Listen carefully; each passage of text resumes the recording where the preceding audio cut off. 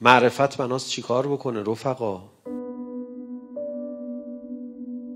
ما رو به فقر مطلق در مقابل غنی مطلق برسونه و حس تمنای خود خدا رو در ما افزایش بده. تمنای خود خدا رو در ما افزایش بده. مرحله اول علم تو رو نیازمند خدا، حس نیازتو تقویت کنه. مرحله دوم محبت یه کاری بکنه نیازمندت بکنه. محبت یه کاری بکنه نیازمندت بکنه.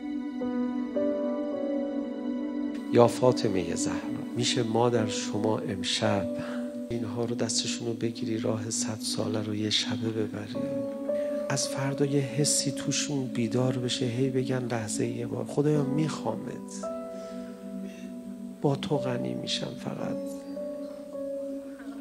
فقط تو رو میخوام و خیلی میخوامت، خیلی فقیرتم انتم الفقراء الی الله، فقط تو رو میخوام، با تو غنی میشم، فقط انتم الفقراء الی الله والله هو الغنی. آخرش همه چی رو ازت میگیرن، میندازنت رو سنگ غسال خونه، یکی یکی لباساتو در میارن، یک کفن میبندن که جمعت بکنن، نه اینکه کفن مال تو بشه. هیچی هم که الان تو این زمان دستت نیست مال تو نیست، فقیر خدا بشو خلاص. انتم الفقراء الی الله والله هو الغنی.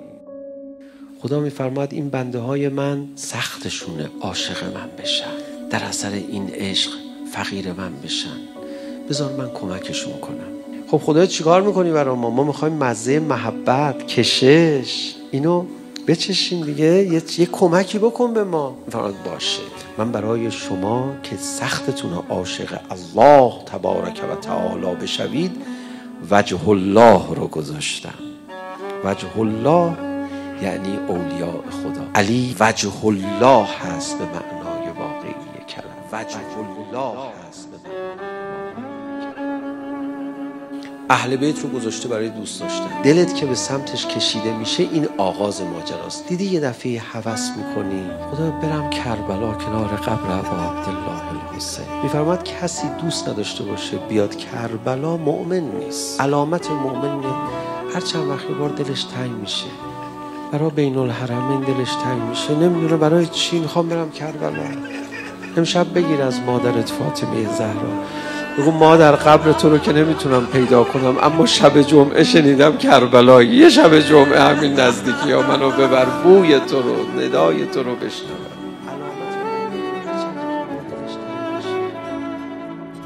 محبت اولیاء خدا رو خدا گذاشته برای چی؟ برای اینکه یه ذره بچشی اینا بندگان خدا، اینا بندگان خوب خدا. حب خودش بیاد چه خواهد کرد با تو؟ حب خودش بیاد چه خواهد کرد با تو؟